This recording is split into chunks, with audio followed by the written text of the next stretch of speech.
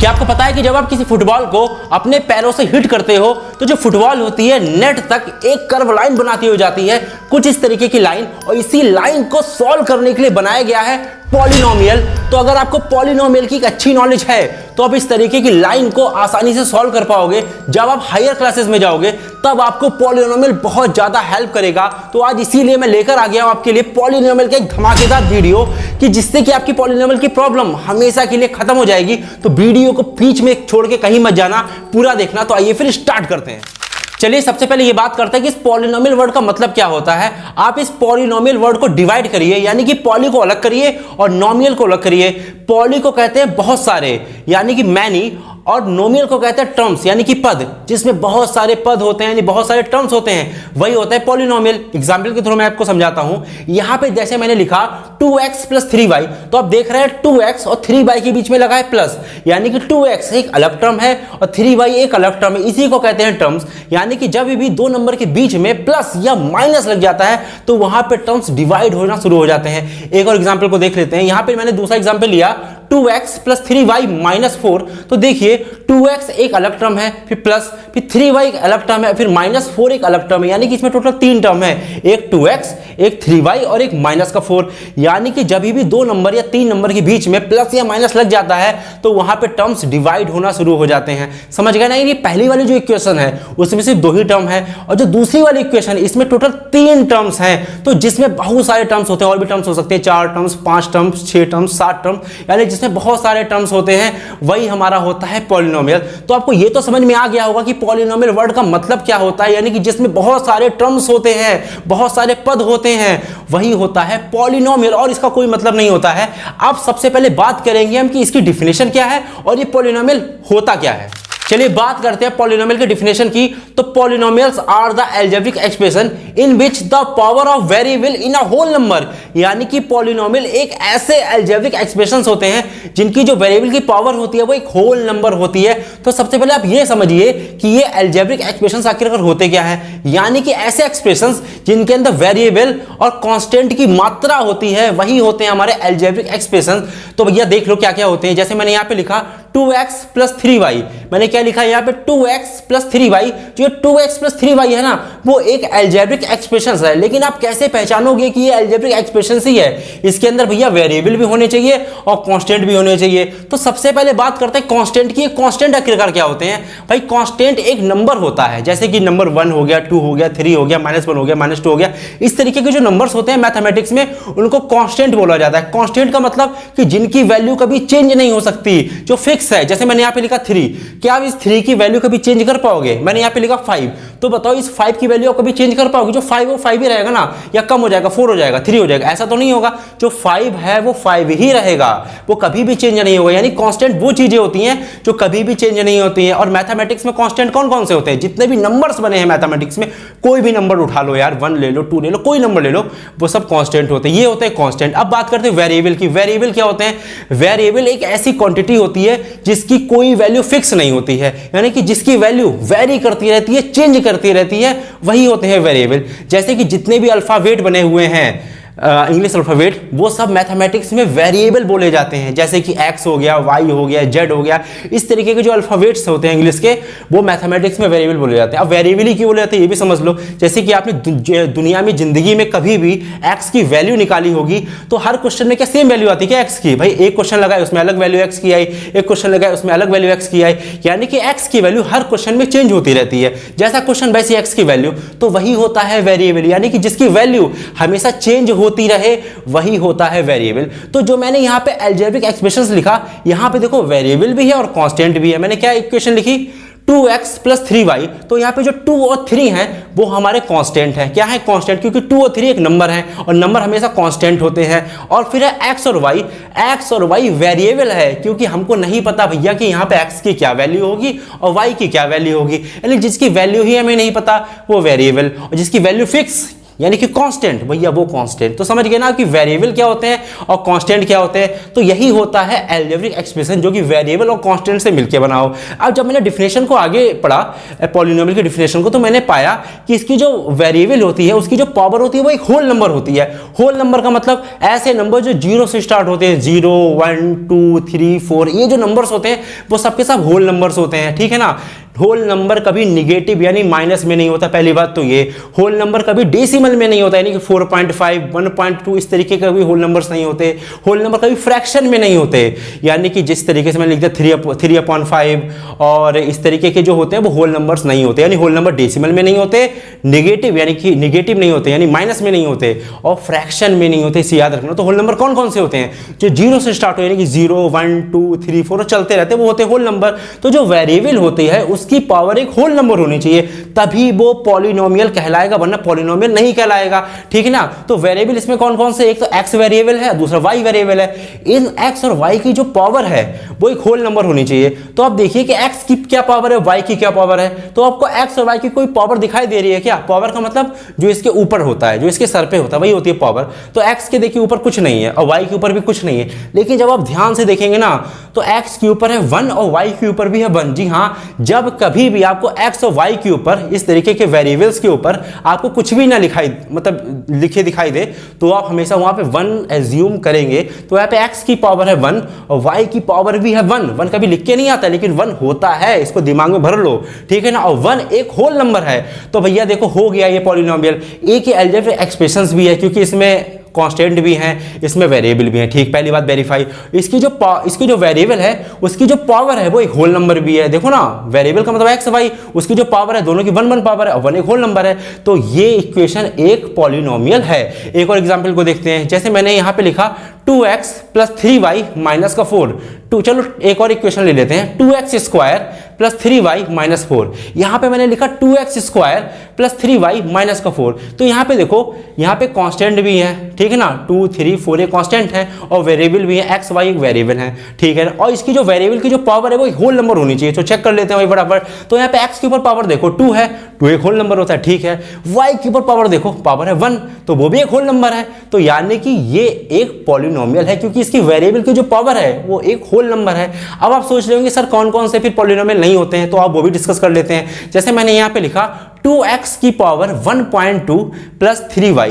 तो देख रहे हैं यहाँ पे x की पावर है 1.2 और 1.2 is not a whole number. 1.2 कोई होल नंबर नहीं होता है, इसीलिए ये कोई पॉलिनोमियल नहीं होगा। तो आपको ये बात समझ में अच्छे से आ रही होगी धीरे धीरे कि कौन कौन सी चीजें पॉलिनोमियल होती हैं, कौन कौन सी पॉलिनोमियल नहीं होती है। लेकिन इसमें एक बहुत बड़ा कंफ्यूजन है, और कंफ्यूजन दूर करने के लिए मैं आपको कुछ एग्जांपल्स देने वाला हूं, फिर मैं आपको बताऊंगा कि इसमें से कौन से पॉलिनोमियल है और कौन से पॉलिनोमियल नहीं है। अब यार आओ और मुझे बताओ कि इसमें से कौन से पॉलिनोमियल है और कौन से पॉलिनोमियल नहीं है। देखो भैया, पहली जो हमने लिखा है वो लिखा हुआ है 4x² - 3x + 4। तो यहां पे सिर्फ हमको वेरिएबल देखना और किसी चीज से में कोई मतलब नहीं। तो यहां पे वेरिएबल, ये x एक वेरिएबल हो गया, ये और एक ये वेरिएबल हो गया। तो हमको देखना है इसकी जो पावर है वो होल नंबर है कि नहीं। तो x की पावर 2 एक होल नंबर है, ठीक है भैया, सही है। यहाँ पे x की पावर 1 है, कुछ नहीं होता है तो 1 होता है, तो ये भी हमारे एक होल नंबर है। तो भैया ये एक पॉलिनोमियल है, टिक। ये एक पॉलिनोमियल है, टिक का मतलब पॉलिनोमियल है, ठीक है। अब इसको देखते हैं, हमको सिर्फ वेरिएबल देखना है। अब ये मत कहते ना सर यहाँ पे √2 है, भैया √2 तो पॉलिनोमियल नहीं है। क्यों भैया √2 नहीं देखना, क्योंकि √2 तो कांस्टेंट है, हमको उससे कोई मतलब नहीं। हमको सिर्फ और सिर्फ वेरिएबल देखना है और कुछ नहीं देखना है। तो यहाँ पे कौन सा वेरिएबल है? वेरिएबल यहाँ पे है y। तो y की क्या पावर है? 2 एक होल नंबर है, जी हाँ बिल्कुल पॉलिनोमियल है, सीधी सी बात। यहाँ पे हमको सिर्फ वेरिएबल देखना है। तो यहाँ पे वेरिएबल क्या है? t एक वेरिएबल है, 3 और √2 कांस्टेंट है, और जो ये जो है √t और t एक वेरिएबल है। तो आप ध्यान से देखिए, यहाँ पे जो t की पावर है वो रूट में है। रूट का मतलब क्या हो गया? रूट का मतलब हो गया कि इसकी पावर फ्रैक्शन में है। अगर आप इसको इंटरचेंज करो, कन्वर्ट करो, तो आपको इस तरीके का कुछ मिलेगा। अगर आप रूट को ठीक से लिखो तो आएगी पावर 1/2 + t √2। भैया अंडर रूट को हम 1/2 लिखते हैं, याद रखना, इस अंडर रूट को 1/2 लिखते हैं। तो 1/2 फ्रैक्शन में, तो मैंने अभी आपसे कहा कि पावर फ्रैक्शन में नहीं हो सकती, ठीक है ना। तो भैया ये पॉलिनोमियल नहीं है। इसको चेक करते हैं, तो आप तो इसको देख के कहेंगे जी सर ये तो पॉलिनोमियल है, क्योंकि पावर y की 1 है और यहाँ भी y की पावर है 1, और y की पावर जो 1 है वो एक होल नंबर है, यहाँ भी y की पावर 1 है वो भी एक होल नंबर है। तो होल नंबर है तो ये पॉलिनोमियल होगा। तो बिल्कुल आप गलत हो गए, क्योंकि इसको सही से जरा सॉल्व करके देखो। y की पावर तो 1 है, दिख गया, प्लस ये जो y है वो ऊपर जाएगा और y की पावर हो जाएगी -1। जी हाँ, यहाँ पे आपको समझना पड़ेगा कि जो y की पावर है वो नीचे 1 है, ऊपर हमें मल्टीप्लाई में भेजना है, डिवाइड में नहीं रखना। पहले बता दूं, मल्टीप्लाई में भेजना है, डिवाइड में नहीं रखना। तो y जो है वो डिवाइड में है, इसको ऊपर भेजो मल्टीप्लाई में। तो जब इसको ऊपर मल्टीप्लाई में भेजोगे तो पावर 1 से क्या हो जाएगी, -1 हो जाएगी। ये जो है ये इसमें कन्वर्ट हो गया और -1 is not a whole number, इसलिए पॉलिनोमियल नहीं होगा। इसको देखते हैं, x की पावर 10 ठीक है भैया होल नंबर, y की पावर 3 होल नंबर, t की पावर 50 होल नंबर, तो ये पॉलिनोमियल है। बात समझ में आ रही है ना, कौन कौन से पॉलिनोमियल है, कौन कौन से पॉलिनोमियल नहीं है, बहुत क्लियर हो रहा था, कोई डाउट नहीं। एक और एग्जांपल दिखा दो, देख लो मेरी तरफ से, देख लो बहुत अच्छे से, ध्यान से देखना ठीक है ना, बहुत ध्यान से। कुछ एग्जाम्पल मेरी तरफ से भी देख लो, जैसे मैंने यहाँ पे एग्जाम्पल यहाँ पे लिख दिया 2। अब बताओ कि 2 एक पॉलिनोमियल है कि नहीं, इतना बता दो बस। तो कुछ लोग कहेंगे सर मुझे तो लग नहीं रहा कि पॉलिनोमियल है, क्योंकि भैया इसमें x जैसी कोई चीज़ है ही नहीं। क्योंकि मैंने अभी बताया कि पॉलिनोमियल वो चीज़ होती हैं जो कि अलजेब्रिक एक्सप्रेशंस हो। ये तो अलजेब्रिक एक्सप्रेशंस लग ही नहीं रहा है, क्योंकि यहाँ पे x नहीं है, ना y है, ना z है, यानी कोई भी वेरिएबल नहीं है। तो ये पॉलिनोमियल नहीं है क्या, ऐसा बिल्कुल सोचना होगा आपका गलत, ये पॉलिनोमियल है। अब मैं आपको बताता हूँ कैसे। अगर मैं यहाँ पे थोड़ी देर के लिए एज्यूम कर लूँ कि यहाँ पे x की पावर है 0, क्या है x की पावर है 0, तो बताओ क्या ये पॉलिनोमियल नहीं हो गया। अब कहेंगे सर आपने ये कैसे कर दिया, तो आपको पता होना चाहिए कि अगर किसी की पावर भी 0 होती है तो उसकी वैल्यू होती है 1। अगर x की पावर 0 है तो उसकी वैल्यू है 1 और 2 बन जा 2। तो देखो निकल आया कि नहीं 2, बताओ सही है कि नहीं। तो यहाँ पे मैं एज्यूम कर सकता हूँ कि x की पावर है 0 और देखो x की पावर है 0 और 0 एक होल नंबर है, इसलिए पॉलिनोमियल है। जी हाँ, 2 होता है, सिर्फ 2, सिर्फ 3, सिर्फ 4, जो खाली नंबर होते हैं ना, ये सबके सब पॉलिनोमियल की कैटेगरी में आते हैं। इसको याद रखना, मेरी बात बहुत ध्यान से नोटिस कर लो अच्छी तरीके से। एक और एग्जांपल को देखते हैं, जैसे मैंने यहाँ पे लिखा, इसी एग्जांपल को एक बार फिर से रिपीट करते हैं। मैंने यहाँ लिखा y + 2 अपॉन y की पावर -1। अब कुछ लोग कहेंगे सर बिल्कुल पॉलिनोमियल नहीं है, ना इसको कट करो, इसे कट करो, क्योंकि यहाँ पे माइनस में पावर आ गई। तो आप अभी भी बिल्कुल गलत हो गए, क्योंकि मैंने अभी आपसे क्या कहा, पावर को हमको मल्टीप्लाई में भेजना है, मतलब y को ऊपर भेजना है।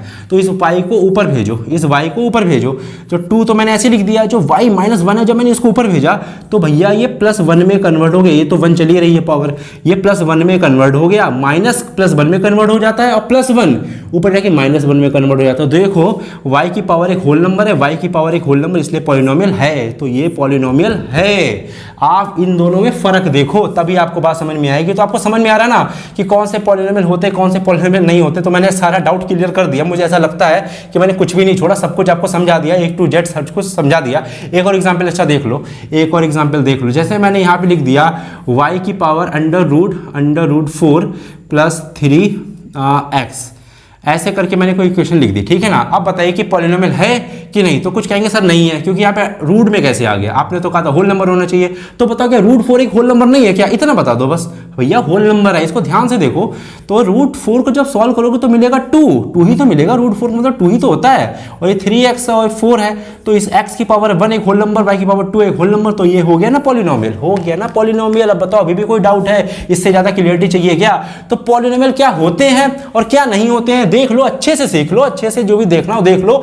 अब मैं आपको कुछ और चीजें बताने वाला हूं, कुछ और चीजें समझाने वाला हूं, तो उसका थोड़ा सा वेट कर लो। के आपको ये तो समझ में आ गया होगा कि पॉलिनोमियल क्या होते हैं, पॉलिनोमियल क्या नहीं होते हैं, इतना तो क्लियर हो गया होगा, मुझे अच्छे से पता है क्लियर हो गया होगा। अब मैं जो पढ़ाने वाला हूं आज, वो मैं आपको पहले बता दूं मैं क्या क्या पढ़ाने वाला हूं। तो सबसे पहले मैं आपको पढ़ाऊंगा डिग्री क्या होता है, उसके बाद मैं पढ़ाऊंगा कोफिशिएंट क्या होता है, फिर मैं आपको पढ़ाऊंगा कि लीनियर पॉलिनोमियल, क्वाड्रेटिक पॉलिनोमियल क्या होता है, क्यूबिक पॉलिनोमियल क्या होता है, फिर मैं आपको बताऊंगा मोनोमियल क्या होता है, बाइनोमियल क्या होता है, ट्राइनोमियल क्या होता है। उसके बाद मैं लास्ट में सबसे मेन और इंपॉर्टेंट चीज पढ़ाने वाला हूं, वो पढ़ाने वाला हूं relationship between zeros and coefficient, यानी कि जीरोस और कोफिशिएंट की भी जो रिलेशनशिप होता है वो क्या होता है। ये सबसे इंपॉर्टेंट पार्ट है, इसको बिल्कुल मिस नहीं करना, चाहे कुछ भी छोड़ देना, लेकिन इस पार्ट को कतई मत छोड़ना। तो वीडियो में बहुत मजा आने वाला, तो आओ फिर स्टार्ट करते हैं।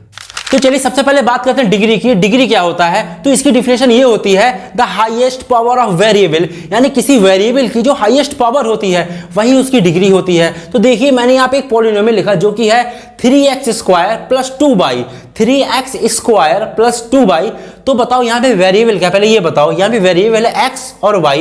x के ऊपर कौन सी पावर है, पावर है 2, और y के ऊपर कौन सी पावर है, पावर है 1। जिसके ऊपर कोई पावर नहीं होती उसके ऊपर 1 पावर होती है। तो x के ऊपर 2 पावर है, y के ऊपर 1 पावर है। तो मुझे बताओ कि 2 बड़ा होता है कि 1 बड़ा होता है। ऑब्वियसली 2 बड़ा होता है, तो 2 इस पॉलिनोमियल की डिग्री हुई। इस पॉलिनोमियल की डिग्री क्या होगी, 2 होगी। तो यानी कि वेरिएबल के ऊपर जो हाईएस्ट पावर होती है वही उसकी डिग्री होती है। चलिए आइए एक और एग्जांपल को देखते हैं। मैंने यहाँ पे लिखा x की पावर 3 प्लस y की पावर 2 प्लस z। अब बताओ कि जो तीनों वेरिएबल हमको दे रखे हैं उसकी हाईएस्ट पावर क्या है। ऑब्वियसली 3 है, क्योंकि देखो x के ऊपर 3 है, y के ऊपर 2 है और z के ऊपर कुछ नहीं यानी कि 1 है। तो यहाँ पे सबसे बड़ा नंबर है 3, यानी इस पॉलिनोमियल की जो डिग्री है वो है 3। यानी कि किसी भी पॉलिनोमियल की जो हाईएस्ट पावर होती है, यानी कि किसी भी पॉलिनोमियल की वेरिएबल की जो हाईएस्ट पावर होती है वही उसकी डिग्री होती है। लेकिन अभी इतना ही आसान नहीं है, अभी इसमें बहुत सारे कॉन्सेप्ट हैं। तो मैं आपको लिख के समझाता हूं कि इसमें क्या क्या कॉन्सेप्ट हैं। तो आओ यार फिर पता करते हैं कि किस पॉलिनोमियल की क्या डिग्री है। तो यहाँ पे मैंने पहला पॉलिनोमियल लिखा जो कि है 2x की पावर 4, y की पावर 3, z की पावर 5 प्लस 8। हमको सिर्फ क्या देखना है कि जो ये वेरिएबल्स है ना इसमें हाईएस्ट नंबर क्या है। तो देखो इसके ऊपर हाईएस्ट नंबर है 4, इसके ऊपर 3, इसके ऊपर 5। तो बताओ 4, 3, 5 में कौन सा नंबर बड़ा, इतना बता दो 5, तो इसकी डिग्री हो गई 5, बात खत्म। अब यहां से सबसे बड़ी कंफ्यूजन स्टार्ट होती है जो हर टीचर क्लियर करता ही नहीं है, पता नहीं क्यों नहीं करते हैं, भगवान जाने। तो यहाँ पे जो लिखा हुआ है वो लिखा हुआ है x स्क्वायर y, यानी कि y की पावर यहाँ पे 1 है, ठीक है, 3z स्क्वायर प्लस 2। तो बताओ कि यहाँ पे डिग्री क्या हुई। तो कुछ लोग आएंगे सर डिग्री है 2, क्योंकि x के ऊपर हाईएस्ट पावर है 2, z के ऊपर हाईएस्ट पावर है 2, तो डिग्री 2 होगी। तो मैं यहाँ पे 2 लिख दूं क्या, तो बिल्कुल गलत होगा यार, 2 नहीं है। मैं बताता हूँ क्या है, देखो मेरी बात ध्यान से सुनो। यहाँ पे जो वेरिएबल दोनों हैं उनके बीच मल्टीप्लाई लगी है। यहाँ पे क्या लगा होता है, मल्टीप्लाई लगी, दिखती नहीं लेकिन मल्टीप्लाई लगी होती है। तो जब भी दो वेरिएबल के बीच में मल्टीप्लाई लगी हो और डिग्री निकालने को दिया जाए तो दोनों जो पावर्स होती हैं वो ऐड हो जाती हैं। तो यानी कि 2 और 1 ऐड हो जाएंगे तो कितनी हो जाएंगी, 3। तो इस पॉलिनोमियल की जो डिग्री हो गई वो हो गई 3। तो ये सबसे बड़ा कंफ्यूजन होता है यार कि स्टूडेंट्स को ये तो नॉर्मली पता होता है लेकिन ये बात नहीं पता होती है, वो 2 ही लिख के आ जाएंगे, वो गलत हो जाएगा। तो ध्यान से समझना इस चीज को। देखते हैं यहाँ पे देखो x की पावर है 1, y की पावर है 1 और z की पावर भी है 1। तो कुछ लोग कहेंगे सर डिग्री होगी 1, लेकिन गलत होगा, क्योंकि यहाँ पे भैया देखो दोनों वेरिएबल के बीच लगी है मल्टीप्लाई, तो पावर्स यहाँ पे हो जाती हैं ऐड। तो 1 और 1 कितने हो गए, 2, ये टोटल 2 पावर्स हो गई हैं। तो 2 पावर और ये 1 पावर, तो बड़ा कौन सा है, ऑब्वियसली 2 पावर वाला, तो 2 यहाँ पे हो जाएगा इसकी डिग्री। जैसे यहाँ पे 2 प्लस 3, तो 3 पावर बन चुका था और ये सिर्फ 2 ही पावर था, तो 3 पावर ज्यादा होता है, मतलब 3 बड़ा नंबर होता है, तो 3 इसका डिग्री हो गया। तो समझ रहे हो ना कि डिग्री किस तरीके से हो रही, किस तरीके से नहीं। तो यहाँ पे बताओ क्या डिग्री होगी। तो आप कहेंगे सर यहाँ पे तो डिग्री निकलेगी ही नहीं, क्यों नहीं निकलेगी, बिल्कुल निकलेगी। अभी मैंने आपको जब पॉलिनोमियल बताया तब मैंने आपको एक बात समझाई थी कि जब भी ऐसा खाली नंबर लिखा हो जो कि ये भी एक पॉलिनोमियल है, ठीक है ना, तो यहाँ पे आप x की पावर 0 ले सकते हो कि नहीं, x की पावर 0 ले लो, चाहे y की पावर 0 ले लो, किसी भी वेरिएबल की पावर 0 ले लो, सीधी सी बात। क्योंकि अगर किसी भी वेरिएबल की पावर आप 0 लोगे तो उसकी वैल्यू 1 ही होती है, होती कि नहीं। तो अगर मैं x के प्लेस में यहाँ 1 डाल दूं, क्योंकि ये तो 1 ही है, पूरा 1 ही है, तो 5 बन जा, 5 भी तो आएगा, तो 5 ही तो अभी लिखा हुआ था। तो बताइए इस 5 की क्या डिग्री होगी। तो देखो x की कितनी पावर है, 0, तो भैया यहाँ पे डिग्री होगी 0। ये 0 पॉलिनोमियल बोला जाता है। क्या बोला जाता है, 0 पॉलिनोमियल बोला जाता है ये, ठीक है ना। जिस भी वेरिएबल खाली जो नंबर होता है, खाली नंबर, उसको 0 पॉलिनोमियल बोला जाता है, ठीक है ना, क्योंकि इसकी जो डिग्री होती है वो 0 होती है। समझ गए ना किस तरीके से हो रहा है। तो देख लो डिग्री का पूरा कॉन्सेप्ट क्लियर है। अब बढ़ते हैं अपने कोफिशिएंट की तरफ, जो कि बहुत ज्यादा इंपॉर्टेंट है और बहुत ज्यादा कंफ्यूजन भी है। ओके, चलिए बात करते हैं कोफिशिएंट। ये कोफिशिएंट क्या होते हैं भाई, लेकिन मैं आपको कोफिशिएंट की डिफिनेशन नहीं समझाने वाला, क्योंकि कोफिशिएंट की डिफिनेशन में कहता कुछ है और यहाँ पे होता कुछ है। तो कोफिशिएंट की डिफिनेशन बड़ी अजीब है, मैं समझाने वाला नहीं हूँ, क्योंकि कोफिशिएंट की डिफिनेशन डायरेक्टली ये कहती है कि जो वेरिएबल होता है उसके आगे जो मल्टीप्लाई में जो नंबर लिखा होता है वही इसका कोफिशिएंट होता है। लेकिन ये कहीं ना कहीं गलत होता है, मैं भी आपको समझाने वाला हूँ कैसे। चलो देखते हैं। सबसे पहले बात करते हैं इस वाले पॉलिनोमियल की कि इसका कोफिशिएंट क्या होगा। तो मैं आपको एक बात बता दूं कि कोफिशिएंट पर्टिकुलर टर्म का होता है, पूरे पॉलिनोमियल का नहीं होता है। अगर मैं आपसे बात करूं कि पूरे पॉलिनोमियल का क्या कोफिशिएंट होगा, तो गलत होगा कहना, एक पर्टिकुलर टर्म का होता है। जैसे मैं आपसे बात करूं कि x का कोफिशिएंट क्या होगा, x स्क्वायर का कोफिशिएंट क्या होगा, तब तो मानते हैं कि हाँ इसका कोफिशिएंट निकल आएगा, वरना नहीं निकल पाएगा। कैसे बताता हूं, समझो। यहाँ पे x का अगर मैं कहूं कि x का कोफिशिएंट क्या होगा, तो बताओ कि x के साथ मल्टीप्लाई में कुछ लगा है क्या, कुछ नहीं लगा, तो हम उसको 1 मानेंगे कि इसके साथ मल्टीप्लाई में 1 लगा है। x स्क्वायर के आगे मल्टीप्लाई में कुछ कुछ लगा है क्या? कुछ नहीं लगा, तो हम उसको 1 मानेंगे कि एक्स स्क्वायर के मल्टीप्लाई में 1 लगा है। तो यहाँ पे पर्टिकुलर बोलेगा कि एक्स का कोफिशिएंट क्या होगा और एक्स स्क्वायर का कोफिशिएंट क्या होगा, यानी कि वेरिएबल के साथ जो भी यहाँ पे लगा है ना वही इसका कोफिशिएंट है। तो बताओ एक्स का कोफिशिएंट क्या होगा? तो एक्स का कोफिशिएंट होगा 1, तो इसका जो कोफिशिएंट होगा वो होगा 1। एक्स स्क्वायर का कोफिशिएंट क्या होगा? एक्स स्क्वायर का कोफिशिएंट होगा 1। बात समझ में आई? यही होता है कोफिशिएंट। ठीक है, अब हम इसकी बात करते हैं। यहाँ पे बहुत ध्यान से समझना, यहाँ पे बच्चे बड़ा कंफ्यूज होते हैं, उनकी कंफ्यूजन दूर करने के लिए मैंने ये लिखा हुआ है। ध्यान से समझना, यहाँ पे 3 चीजें मल्टीप्लाई में है, 3x और y। ये एक टर्म है, ये एक टर्म है, एक टर्म है, एक टर्म है, टोटल 4 टर्म है, पहला, दूसरा, तीसरा, चौथा। ठीक है भाई, अब मेरी बात को ध्यान से समझना। यहाँ पे लिखा हुआ है 3xy। अगर मैं आपसे कहूं कि x का कोफिशिएंट क्या होगा, x का कोफिशिएंट, यहाँ पे सिर्फ x का कोफिशिएंट क्या होगा, तो मैं बोलूंगा यहाँ के लिए 3/, x का कोफिशिएंट क्या होगा? 3/। जी हाँ, यही सबसे बड़ा इसकी डिफिनेशन में प्रॉब्लम है। डिफिनेशन ये कहती है कि वेरिएबल के साथ जो नंबर लिखा होता है, जो कांस्टेंट होता है, वो होता है कोफिशिएंट। लेकिन डिफिनेशन कहीं ना कहीं गलत है, क्योंकि भैया जो y है वो कोई कांस्टेंट है, कांस्टेंट नहीं है, ये एक वेरिएबल है। लेकिन कोफिशिएंट की डिफिनेशन होती है कि सिर्फ और सिर्फ वेरिएबल हो, लेकिन ऐसा बिल्कुल गलत है। बिल्कुल कहना गलत होगा कि सिर्फ और सिर्फ हमको कांस्टेंट लेना होता है, ऐसा नहीं है। x के साथ जो भी चीज मल्टीप्लाई में लगी होती है वही इसका कोफिशिएंट होता है। तो x के साथ मल्टीप्लाई में 3 और y लिखा है, तो 3y इसका कोफिशिएंट। अगर मैं बात करूं कि y का कोफिशिएंट क्या होगा, तो ध्यान से समझना, यहाँ पे 1/, नहीं है 2/, है। तो इस वाले टर्म के लिए जो y है उसका कोफिशिएंट है 3x, ओके 3x। और इस वाले y के लिए जो कोफिशिएंट है वो है 2, समझे? तो यहाँ पे 2 कोफिशिएंट आए हैं, इस वाले y का कोफिशिएंट 2 और इस वाले y का कोफिशिएंट 3x। बात समझ में आ रही? z का कोफिशिएंट 8, z का कोफिशिएंट 8। बात समझ में आ रही ना? क्लियर समझते रहना। ओके, अब और देखते हैं। यहाँ पे लिख रखा है कि क्या कोफिशिएंट होगा। अगर मैं कहूँ एक्स स्क्वायर का कोफिशिएंट क्या होगा, तो एक्स स्क्वायर का जो कोफिशिएंट होगा वो होगा 9/। क्या होगा? 9/। लेकिन मैं कहूँ y का कोफिशिएंट क्या होगा, y का जो कोफिशिएंट होगा वो होगा कितना? 9x square, 9x square. बात समझ में आई? ऐसे x की पावर 3 का कोफिशिएंट होगा 2, z का कोफिशिएंट होगा 9। सही है। अगर मैं तुमसे ये कहूं कि x का इसमें कोफिशिएंट क्या होगा, तो ऑब्वियसली √2 इज द x का कोफिशिएंट। समझ में आई बात? यही हमारा इसका कोफिशिएंट है, x का √2। कई के लोगों का मन में ये डाउट होता है, सर अगर मैं कह दूं कि जैसे मैंने बोला कि y का कोफिशिएंट 2 है, लेकिन अगर मैं ये बोलूं कि 2 का कोफिशिएंट y हो सकता है कि नहीं हो सकता है, तो ये भी एक बहुत बड़ी प्रॉब्लम है। काफ़ी इसमें भी कंफ्यूजन्स होती हैं। तो मैं ये कहना चाहूँगा कि बिल्कुल कह सकते हो कि 2 का कोफिशिएंट y है। जी हाँ, बिल्कुल कह सकते हो। अगर y का कोफिशिएंट 2 है, तो 2 का कोफिशिएंट y होगा।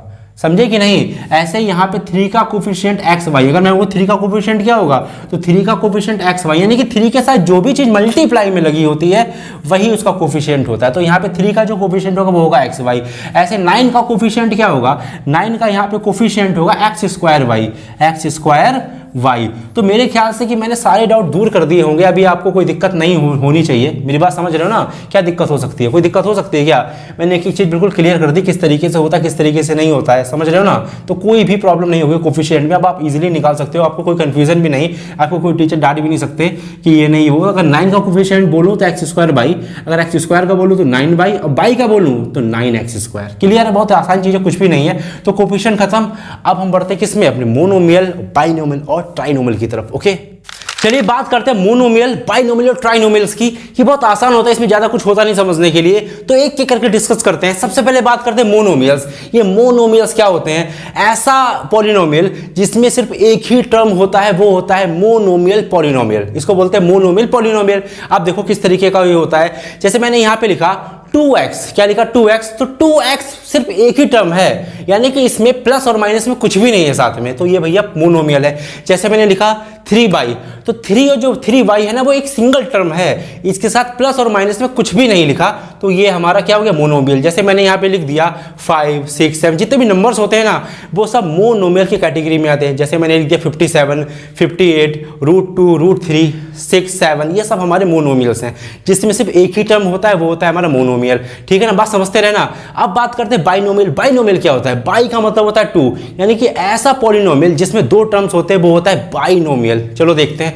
जैसे मैंने यहाँ पे लिखा 2x + 3y, तो यहाँ पे 2 टर्म है। एक तो टर्म है 2x पहला टर्म, और 3y दूसरा टर्म, यानी कि बीच में प्लस लगा है ना, तो यानी कि 2 टर्म्स हो चुके हैं। तो जब भी आपको 2 नंबर के बीच में प्लस लग जाए तो वहां पे टर्म्स डिवाइड होना स्टार्ट हो जाते हैं। तो यहाँ पे 2x प्लस 3y यानी कि सिंगल टर्म, जैसे मैंने यहाँ पे लिख दिया 2x प्लस 5, 2x प्लस 5, तो 2x पहला टर्म और प्लस के बाद वाला 5 दूसरा टर्म, तो यहाँ पे 2 टर्म्स हैं, यानी कि जिसमें 2 टर्म्स होते हैं वो होता है बाइनोमियल। बहुत ही सिंपल सा है, कुछ भी नहीं होता इसमें। अब बात करते हैं ट्राइनोमियल। ट्राइनोमियल क्या होता है? ऐसा पॉलिनोमियल जिसमें 3 टर्म्स होते हैं, क्योंकि ट्राई का मतलब होता है 3। जैसे मैंने यहाँ पे लिखा x plus y plus z, तो x एक अलग टर्म, प्लस के बाद जो y है वो दूसरा टर्म, और प्लस के बाद जो z है वो तीसरा टर्म। तो x एक अलग टर्म है, y एक अलग टर्म है, z एक अलग टर्म, तो यहाँ पे टोटल 3 टर्म्स है, तो ये हो गया ट्राइनोमियल। और देख लो, जैसे मैंने यहाँ पे लिख दिया x माइनस 2y प्लस 5, तो x एक अलग टर्म, माइनस का 2y एक अलग टर्म और प्लस का 5 एक अलग टर्म, तो टोटल 3 टर्म्स हो गए कि नहीं हो गए? आप खुद ही देख रहे हो, तो वही होता है ट्राइनोमियल। तो आपको समझ में आ गया ना कि मोनोमियल क्या होता है, बाइनोमियल क्या होता है, ट्राइनोमियल क्या होता है। अब हम समझेंगे कि लीनियर पॉलिनोमियल क्या होता है, क्वाड्रेटिक पॉलिनोमियल क्या होता है, क्यूबिक पॉलिनोमियल क्या होता है। ये थोड़ा सा ज्यादा इंपॉर्टेंट है, तो तीनों को एक एक करके डिस्कस करते हैं। तो सबसे पहले हम बात करते हैं लीनियर पॉलिनोमियल। ऐसा पॉलिनोमियल जिसकी डिग्री 1 होती है, जिसकी डिग्री 1 होती है वही होता है हमारा लीनियर पॉलिनोमियल। डिग्री 1 का मतलब यानी कि वेरिएबल के ऊपर जो हाईएस्ट पावर होगी वो 1 होगी हमेशा, वो होता है हमारा लीनियर पॉलिनोमियल। जैसे मैंने यहाँ पे लिख दिया 2x प्लस 3, 2x प्लस 3, तो x एक वेरिएबल है, वेरिएबल के ऊपर पावर देखो कितनी है, 1 पावर है कि नहीं? जब कुछ नहीं होता तो 1 होता है। तो ये जो लिखा है ना पॉलिनोमियल, वो हमारा लीनियर पॉलिनोमियल है। और देख लो, जैसे मैंने यहाँ पे लिख दिया 2x plus 3y, 2x plus 3y, तो आप देख रहे हैं x और y एक वेरिएबल है, दोनों वेरिएबल के ऊपर पावर क्या है? x के ऊपर पावर भी 1 है और y के ऊपर भी पावर 1 है, तो यानी कि ये भी एक लीनियर पॉलिनोमियल है। यानी कि जब भी आपको किसी भी वेरिएबल के ऊपर 1 पावर दिखे, हाईएस्ट पावर 1 होनी चाहिए, ठीक है ना, तो वहां पर वो पॉलिनोमियल लीनियर हो जाता है। एक और एग्जांपल देख लेते हैं, जैसे मैंने यहां पे लिख दिया x plus 2y plus 3, x plus 2y plus 3, यहां पे x और y के ऊपर पावर देखो, x के ऊपर 1 पावर और y के ऊपर भी 1 पावर, तो यानी कि ये भी लीनियर पॉलिनोमियल है। समझ गए ना? अब बात करते हैं क्वाड्रेटिक पॉलिनोमियल, ये थोड़ा ज्यादा इंपॉर्टेंट होता है, ठीक है ना। क्वाड्रेटिक पॉलिनोमियल का मतलब होता है कि जिसकी डिग्री कितनी होती है? 2 होती है। डिग्री का मतलब हाईएस्ट पावर ऑफ वेरिएबल 2 होती है, वो हमारा होता है क्वाड्रेटिक पॉलिनोमियल, ठीक है ना। जैसे मैंने यहाँ पे लिख दिया x square plus 2y, x square plus 2y, तो यहाँ पे देखो एक्स स्क्वायर प्लस 2y का मतलब यहाँ पे 2 हमारे पास वेरिएबल है, एक तो x दूसरा y।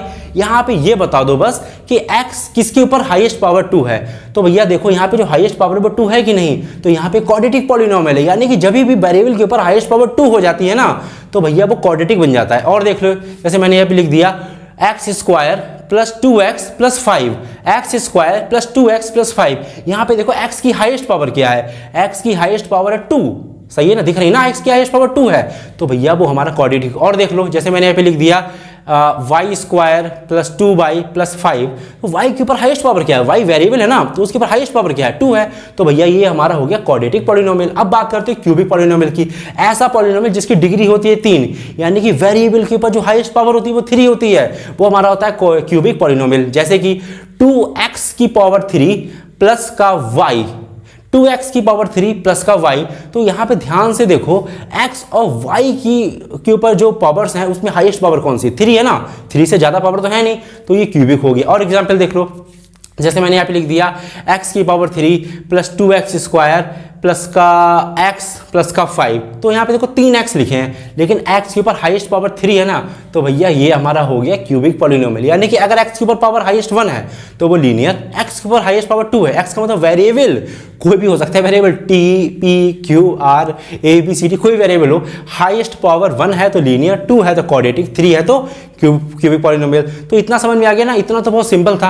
अब जो मैं मेन चीज समझाने जा रहा हूं उसको बहुत ध्यान से समझना। अब मैं आपको बताऊंगा रूट्स क्या होते हैं, जीरोस क्या होते हैं, वैल्यूज क्या होते हैं, ये सब चीजें क्या होती हैं मैं समझाने वाला हूं आपको। और सबसे इंपॉर्टेंट बात मैं समझाने जा रहा हूं जो होता है हमारा relationship between zeros and coefficient. Coefficient और जीरोस के बीच क्या रिलेशनशिप होता है वो समझाऊंगा, उसके फॉर्मूले भी मैं आपको समझाऊंगा, क्वेश्चंस भी लगवाऊंगा अभी, जिससे क्या कि सारी प्रॉब्लम खत्म होती है, खत्म हो जाएगी। तो फिर आओ देखते हैं फिर फटाफट। ओके, चलिए बात करते हैं अब relationship between zeros and coefficient. Zeros और कोफिशिएंट के बीच क्या रिलेशनशिप होता है इसको भी डिस्कस कर लेते हैं। ये बहुत इंपॉर्टेंट है, जितना पढ़ा है ना सबसे ज्यादा इंपॉर्टेंट यही है, इसको स्किप बिल्कुल भी नहीं करना, बहुत काम आएगा। तो सबसे पहले हम बात करेंगे क्वाड्रेटिक पॉलिनोमियल में इसका कैसे इस्तेमाल होता है और ये होता क्या है। तो सबसे पहले यहाँ पे वर्ड इस्तेमाल हुआ है जीरोस। ये जीरोस क्या होते हैं भाई? जीरोस का मतलब होता है वैल्यू, सॉल्यूशन और रूट्स, सब एक ही बातें हैं। यानी कि जब भी आपने दुनिया में कभी भी x की वैल्यू निकाली है, किसी भी इक्वेशन में x की वैल्यू निकाली कि नहीं, इतना बताओ बस, निकाली तो होगी ही। जो x की वैल्यू निकालते हैं ना, वैल्यू वही होता है जीरो। यानी कि जो x का सोल्यूशन आया है, यानी कि जो x के रूट्स आए हैं वही वैल्यू, वही हमारे जीरोस होते हैं। इन जीरोस का मतलब होता है वैल्यू, यानी x की वैल्यू को ही जीरोस बोलते हैं, x की वैल्यू को ही सोल्यूशन बोलते हैं, x की वैल्यू को ही रूट्स बोलते हैं। यानी कि सब एक ही वर्ड है, एक ही वर्ड है, देख लो एक ही वर्ड है, इसमें कोई फर्क नहीं, सब एक ही चीजें हैं। तो मतलब x की जो वैल्यू आएगी उसका और कोफिशिएंट अभी मैंने आपको समझाया, उनके बीच क्या रिलेशनशिप होता है वो मैं आपको समझाने जा रहा हूं, बहुत ध्यान से समझना भैया। यहाँ पे जो क्वाड्रेटिक पॉलिनोमियल लिखा है ना, ये क्वाड्रेटिक पॉलिनोमियल की स्टैंडर्ड फॉर्म है। कैसे स्टैंडर्ड फॉर्म है? क्योंकि यहाँ पे x की हाईएस्ट पावर क्या है? x की हाईएस्ट पावर है 2। अगर किसी भी वेरिएबल की हाईएस्ट पावर 2 होती है वो क्वाड्रेटिक पॉलिनोमियल होता है, इस चीज को याद रखना। ये बात मैंने अभी बताई, ठीक है। यहाँ पे जो a, b और c हैं वो एक रियल नंबर्स हैं। रियल नंबर्स का मतलब कोई भी नंबर हो सकता है, यानी 1 a, b और c की वैल्यू 1 हो सकती है, 2 हो सकती है, 3, यानी कि कोई ना कोई नंबर होगा, कोई ना कोई नंबर होगा, कोई भी नंबर हो सकता है, -1, -2, √5, √3, √6, 1/2, 1/4, कोई भी नंबर होगा a, b, c का, याद रखना, ठीक है ना, वही होते हैं रियल नंबर्स। और एक बात और, जो ये एक्स स्क्वायर के आगे जो मल्टीप्लाई में जो a लिखा है ये कभी भी जीरो नहीं होगा, यानी कि यहाँ पर कभी भी जीरो नहीं आएगा, याद रखना, रट लो इसको, दिमाग में भर लो कि a जो होता है कभी भी जीरो के इक्वल नहीं होता है। ये जीरो हो जाएगा, ये जीरो हो जाएगा, लेकिन ये कभी जीरो नहीं होगा, इसको याद रखना, ठीक है। अब ये जो x है वो हमारा वेरिएबल होता है, ये बात हमें पता है। जो a, b, c है वो एक नंबर है। यहाँ पे मैंने a, b, c से दिखाया जरूर है, मुझे नहीं पता कौन सा नंबर है इसलिए मैंने a, b, c से दिखा दिया, लेकिन एक नंबर है, इसको रियल नंबर बोला जाता है, ठीक है भाई। आगे देखते हैं। अब मेरी बात ध्यान से समझना, यहाँ पे लिखा हुआ अल्फा प्लस बीटा, तो किसी को अगर नहीं पता है अल्फा बीटा क्या होता है तो मैं आपको बता दूं, अल्फा बीटा ग्रीक डिक्शनरी से लिया गया है। एक ग्रीक अल्फाबेट होता है, ग्रीक अल्फाबेट होता है अल्फा बीटा, इसको अल्फा बोलते हैं। ए समझ लो इसे बीटा बोलते हैं, इसे बी समझ लो। ए भी बोलना नहीं, बोलना आपको अल्फा बीटा, ये वरना आप कंफ्यूज हो गए यार, क्योंकि यहाँ पे ए भी लिखा हुआ है, इसे याद रखना, ये अल्फा है, बीटा है। अब यही रिलेशनशिप होता है जीरोस और कोफिशिएंट के बीच। अल्फा बीटा क्या होता है? अल्फा बीटा होते हैं जीरोस ऑफ पॉलिनोमियल। जो ये पॉलिनोमियल है ना, ये इसके जीरोस अल्फा बीटा होते हैं। जीरोस का मतलब वैल्यू, अभी मैंने बताया जीरोस का मतलब वैल्यू, यानी कि जो एक्स की वैल्यू आएगी भैया, देखो आप इसे जब भी सॉल्व करोगे, मेरी बात ध्यान से समझना, आप इसको सॉल्व करोगे, यहाँ पे एक्स की हाईएस्ट पावर 2 है तो इसकी एक्स की दो वैल्यू आएंगी। मान लो कि इसकी एक एक्स की वैल्यू आई इसकी 5 और दूसरी एक्स की वैल्यू आई इसकी 6, समझ लो, ठीक है ना। ये एक्स की वैल्यू आई, तो मेरी बात ध्यान से समझना, जो एक्स की वैल्यू 5 आई है, ठीक है ना, वो 5 है, जो मतलब कोई भी ले लो, 5 ले लो, 6 ले लो, कुछ भी ले लो, दो ही आएंगे, एक नहीं आएगा, कि पावर 2 है तो दो ही वैल्यू आएंगी। तो जो पहला होता है ये एक्स, ये हमारा होता है अल्फा, क्या होता है ये अल्फा होता है, और ये वाला एक्स हमारा बीटा होता है। बस सीधी सी बात, यहाँ पे समझ लो ये भी एक्स है, ये भी एक्स है, यही एक्स है, यही वैल्यूज होती हैं। यानी कि यहाँ पे जो एक्स है ये, इसको अल्फा बोला जाता है, ये वाला जो एक्स है इसको बीटा बोला जाता है। मेरी बात समझ के, नाम बदल गए हैं, एक ही चीजें हैं जो आपने अभी तक जिंदगी में सॉल्व करी हैं। ऐसी क्वाड्रेटिक इक्वेशन आपने बहुत सॉल्व करी होगी, मुझे पता है, नहीं सॉल्व करेंगे तो सीख लो। जो पहला वाला एक्स होता है, दूसरा वाला एक्स, कोई भी एक्स ले लो, एक ही बात है। इसमें से किसी एक एक्स को अल्फा ले लो और किसी एक एक्स को बीटा ले लो, वही अल्फा बीटा, यानी एक्स की वैल्यू, जीरोस ऑफ पॉलिनोमियल का मतलब एक्स की वैल्यू है, ये समझे, और कुछ नहीं है। तो अगर हम एक्स की वैल्यू को ऐड कर दें, यानी कि 5 और 6 को ऐड कर दें, ये यहाँ पे 5 रख दो, अल्फा, ये अल्फा है ना, यहाँ 5 लिख दो, ये बीटा, यहाँ 6 लिख दो, तो जो इनको ऐड करके जो आंसर आएगा वो -b/a के बराबर होता है। यानी माइनस का b/a का मतलब b क्या है? b मतलब ये x के आगे जो लिखा है b, ये a क्या है? a जो एक्स स्क्वायर के लिखा है a, यानी कि यहाँ की वैल्यू यहाँ रखो, यहाँ की वैल्यू यहाँ रखो, अल्फा बीटा को यहाँ पे आगे ऐड कर दो, इसका और इसका आंसर हमेशा बराबर होता है। यही रिलेशनशिप होता है जीरोस और कोफिशिएंट के बीच। ये दोनों कोफिशिएंट हैं, वेरिएबल के आगे जो होता है वो कोफिशिएंट होता है, और अल्फा और बीटा हमारे जीरोस है, समझ गए ना। अब बात करते हैं इसका दूसरा भी रिलेशनशिप होता है। अगर हम इन दोनों की मल्टीप्लाई करा दें, 6 5 जा 30, क्योंकि अल्फा है बीटा है, अल्फा बीटा यानी 6 5 जा 30, यहाँ पे रख दे 5, यहाँ रख दे 6, दोनों की मल्टीप्लाई करा दें तो बराबर होगा c/a के। c और a क्या है? ये तो कोफिशिएंट है, एक तो c यहाँ आएगा, a ये वाला यहाँ आएगा ये, ठीक है ना। तो इन दोनों की जो भी मल्टीप्लाई आएगी वो इसके बराबर होगी। यही होता है relationship between zeros and coefficient के बीच। बात समझ में आ रही ना, बहुत ही डिटेल में मैं समझा रहा हूँ आपको, बहुत ही डिटेल में चीज़ों को, कि अगर अल्फा प्लस बीटा को मैं ऐड कर दूँ तो माइनस बी अपॉन ए के बराबर होगा, यानी कि दोनों वैल्यूज को मैं ऐड कर दूं, दोनों वैल्यूज, यानी कि एस की एक वैल्यू 5 आई, दूसरी वैल्यू 6 आई, दोनों को ऐड कर दूं अगर, तो माइनस बी अपॉन ए इक्वल होगा। माइनस का बी मतलब ये और ए मतलब ये, समझ गए ना।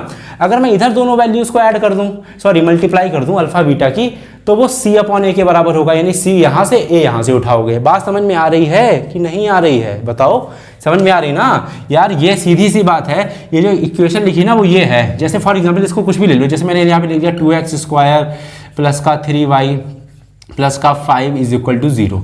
इसको इस तरीके से लो, ये हमारा a है, ये हमारा b है और ये हमारा c है। ये a है, ये b है, ये c है, ये a b c। तो यहाँ b की वैल्यू रखोगे यहाँ पे 3 और a की वैल्यू रखोगे यहाँ पे 2, c की वैल्यू रखोगे यहाँ पे 5 और a की वैल्यू रखोगे यहाँ पे 2। इसको जब सॉल्व करोगे तो आपको ऐसे 5 6 तरीके से कोई नंबर मिलेंगे, ठीक है ना। बात समझ में आई कि नहीं आई, इस तरीके से कंपेयर करके देख लो। यही होता है relation between zeros and coefficient. क्योंकि मैं चैप्टर में ये क्वेश्चन कराने वाला हूँ तो मैं आपको एग्जाम्पल के तौर पर क्वेश्चन करवाने वाला नहीं, क्योंकि मैं क्वेश्चन अभी इसके बाद कल से मैं चैप्टर स्टार्ट कर रहा हूं तो पूरी एक्सरसाइज करवाऊंगा, इसका एक क्वेश्चन करवाऊंगा, तो वहां पे समझ लेना क्वेश्चन किस तरीके से करने हैं। बहुत आसान तरीके से कराऊंगा, जैसे मैं समझा रहा हूं इतना प्यार से कराऊंगा, कोई टेंशन नहीं। तो समझिए जीरो वैल्यू सोल्यूशन रूट सब एक ही बात, एक ही नाम जप लो, चाहे हनुमान जी को कुछ भी बोल लो, चाहे मारुति बोल लो, चाहे पवन सुत हनुमान बोल लो, चाहे बजरंगबली बोल लो, एक ही बात आएंगे हनुमान जी उतर के।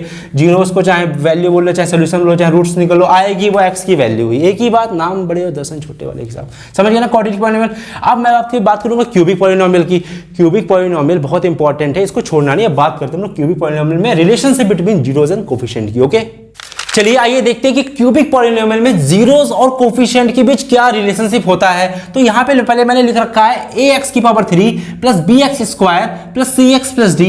ये जो फॉर्म है ना वो क्यूबिक पॉलिनोमियल की एक स्टैंडर्ड फॉर्म है। कैसे पहचानोगे कि ये क्यूबिक पॉलिनोमियल है? क्योंकि भैया जो यहाँ पे x है ना उसकी हाईएस्ट पावर कितनी है, उसके ऊपर सबसे बड़ा नंबर कौन सा है? 3 है ना सबसे बड़ा नंबर। तो भैया यही होता है क्यूबिक पॉलिनोमियल, यानी कि x यानी कि वेरिएबल के ऊपर जो सबसे बड़ा नंबर है वो 3 अगर मिल गया तो वो एक क्यूबिक पॉलिनोमियल होता है, ठीक है भाई। यहाँ पे जो a b c d है ना वो एक रियल नंबर्स है। रियल नंबर्स का मतलब दुनिया का हर एक नंबर रियल नंबर होता है, चाहे वो नंबर कोई भी क्यों ना हो। तो a b c d एक नंबर है, यानी कि 1 हो सकता है, 2 हो सकता है, 3 हो सकता है, 4 -1 -2 -3 -1.5 √2 √6 कुछ भी हो सकता है, ठीक है ना।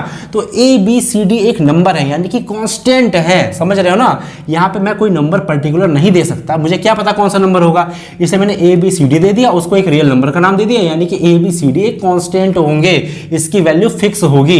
यहाँ पे जो x दिख रहा है ना वो एक वेरिएबल का काम कर रहा है, ठीक है। और एक बात ध्यान रखना कि x² के आगे x क्यूब के आगे क्या है 1, यानी कि x की पावर 3 के आगे a है, सॉरी 1 नहीं a है। जो a है ना वो कभी भी 0 के इक्वल नहीं होगा, यानी यहाँ पर कभी भी 0 नहीं आएगा।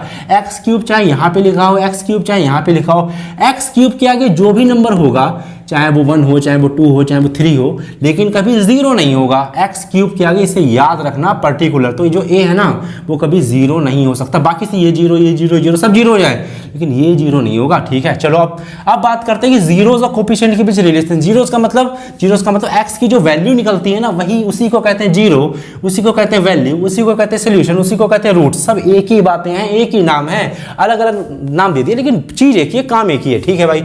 अब बात करते हैं इसके रिलेशनशिप। तो यहाँ पे लिखा हुआ है अल्फा बीटा गामा। अभी अपने अल्फा बीटा तो पढ़ा, अभी गामा कहां से आ गया? तो गामा भी इनका भाई है, यानी कि ग्रीक अल्फाबेट है। अल्फा भी ग्रीक अल्फाबेट, बीटा भी ग्रीक अल्फाबेट और गामा भी ग्रीक अल्फाबेट है, ठीक है भाई। हमें एक बात अच्छे से पता है कि यहाँ पे x की पावर 3 है, तो यानी कि x के 3 जीरोस होंगे, यानी कि x के जीरोस का मतलब वैल्यू, यानी वैल्यू का मतलब रूट्स का मतलब सोल्यूशन, यानी कि x की 3 वैल्यू निकलेंगी। कितनी वैल्यू निकलेंगी? x की 3 वैल्यू निकलेंगी। मान लिया कि x की पहली वैल्यू निकल आई 1, दूसरी वैल्यू निकल आई 2, तीसरी वैल्यू निकल आई 5।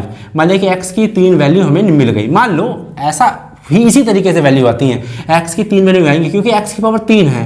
अभी मैंने क्वाड्रेटिक बताया, उसमें 2 वैल्यू निकलते हैं क्योंकि यहाँ पे पावर हाईएस्ट होती है 2, यहाँ पे हाईएस्ट पावर है 3, इसलिए 3 वैल्यू निकलेंगी, ठीक है ना। यानी कि पहला जो होता है ये इसे कहते हैं अल्फा, क्या कहते हैं, ये अल्फा होता है। दूसरा वाला जो होता है वो होता है बीटा, और जो तीसरा वाला होता है वो होता है गामा। अब इसमें से अल्फा बीटा गामा किसी को दे दो, इसे चाहे अल्फा दे दो, चाहे इसे अल्फा, चाहे इसे अल्फा, कोई फिक्स नहीं, किसी को दे दो, कोई दिक्कत नहीं। तो भैया ये जो अल्फा बीटा गामा है वो जीरोस ऑफ द पॉलिनोमियल, ये जो पॉलिनोमियल है ना इसके जीरोस का मतलब वैल्यू, यानी कि जो अल्फा बीटा गामा होते हैं इस पॉलिनोमियल की वैल्यू होती हैं। यानी ये हमारा पहली वैल्यू, यानी ये भी एक्स, ये भी एक्स, ये भी x, x x x x x x x x x, सही है। बस इसको हम क्या कर देते हैं, अल्फा बीटा गामा के नाम से इसको नामकरण कर देते हैं। बात देखिए, चीज देखिए। तो अगर मैं क्या करूं कि जो इसको सॉल्व करूं, मुझे इस तरीके की कोई वैल्यू मिले और मैं तीनों वैल्यू को ऐड कर दूं, तीनों वैल्यू को क्या कर दूं, ऐड कर दूं, तो जो एडिशन होगा वो -b/a के बराबर होगा। -b/a का मतलब जो एक्स स्क्वायर के साथ में लिखा होता है वो होता है b, और जो एक्स क्यूब के साथ होता है वो होता है a। यानी कि यहाँ पे जो होगा वो यहाँ लिख देना, यहाँ पे जो नंबर होगा वो यहाँ लिख देना। क्वेश्चन होगा उस हिसाब से करना। तो इसको सॉल्व करना, इसको सॉल्व करना, आंसर सेम आएगा। फिर दूसरा रिलेशनशिप होता है alpha into beta plus beta into gamma plus gamma into alpha, यानी कि अल्फा बीटा, यानी ये अल्फा ये बीटा, इन दोनों की वैल्यू यहाँ रखे मल्टीप्लाई करो, फिर gamma alpha gamma sorry beta gamma की वैल्यू रख के मल्टीप्लाई करो, फिर गामा अल्फा की वैल्यू रख के यहाँ पे मल्टीप्लाई करो। तो जो होगा वो इसका जो आंसर आएगा वो c/a के इक्वल, c का मतलब x के आगे जो होता है वो होता है c, a का मतलब x क्यूब के आगे जो होता है वो होता है, यहाँ पे रख देना, आंसर सेम आएगा, इसके आंसर को सेम आएगा। ये दो रिलेशनशिप। तीसरा रिलेशनशिप इनका ये होता है कि इन तीनों का मैं मल्टीप्लाई कर दूं, यानी कि अल्फा बीटा और गामा की जो x की तीनों वैल्यू है इन तीनों की मल्टीप्लाई मैं करके यहाँ रख दूं, वो बराबर होता है -d/a के। -d का मतलब ये d यहाँ पे रख देना और x क्यूब वाला a यहाँ पे रख देना, वो इसके बराबर होता है। बात समझ में आ रही है भाई कि नहीं आ रही है? क्लियर है बात? क्लियर समझ? ये 3 रिलेशनशिप होते हैं इसमें, क्योंकि x की पावर 3 है तो 3 रिलेशनशिप। क्वाड्रेटिक में 2 रिलेशनशिप थे, क्योंकि यहाँ पे x की पावर 2 थी, उसमें आंसर भी 2 ही आ रहे थे। बात समझ में आई ना किस तरीके से मैंने आपको समझाया?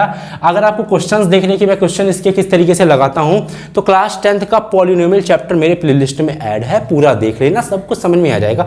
क्यूबिक क्वाड्रेटिक पता नहीं दुनिया भर का समझा रखा है, एक नहीं 10-10 क्वेश्चन करवा रखे हैं, कोई दिक्कत नहीं, देख लेना, बहुत डिटेल में करवाए, ऐसा वैसा नहीं, ऐसा वैसा नहीं, फर्जी बातें नहीं करता मैं, बात करूंगा सटीक कतई, ठीक है ना, सटीक बातें होती। तो भैया देखो मैंने पूरा का पूरा पॉलिनोमियल खत्म कर दिया, कुछ नहीं बचा, कुछ भी नहीं बचा पॉलिनोमियल में। बात समझ में आई? कुछ भी नहीं बचा पॉलिनोमियल, सब कुछ मैंने आपको बता दिया। अगर आपको पॉलिनोमियल के ग्राफ बनाना जानना है तो मेरी इस वाली वीडियो को देख लेना, मैंने इसमें पॉलिनोमियल के, क्यूबिक पॉलिनोमियल, क्वाड्रेटिक पॉलिनोमियल के ग्राफ बनाने सिखाए हैं इस वीडियो में। अगर आपको जानना हो ग्राफ बनाना तो इस वीडियो को देख लेना, आप ग्राफ बनाना भी सीख जाओगे, गारंटी है। बहुत डिटेल में समझाया है, छोटे बच्चे की तरह समझाया, देख लोगे तो बढ़िया रहेगा, ग्राफ बनाना भी सीख जाओगे, ठीक है ना, आगे क्लास में काम आता है। ओके, अगर अच्छा लगे तो प्लीज़ चैनल को सब्सक्राइब करना, अपने फ्रेंड लोगों में लाइक करना, सॉरी मतलब वीडियो को लाइक करना, अपने फ्रेंड लोगों में शेयर करना, ठीक है ना। और अब चाहो तो मेरे इंस्टाग्राम और फेसबुक के पीछा भी कर सकते हो। तो मिलते हैं नेक्स्ट वीडियो में, तब तक के लिए बाय बाय। और हाँ, आईडी का नाम है maths.future। बाय।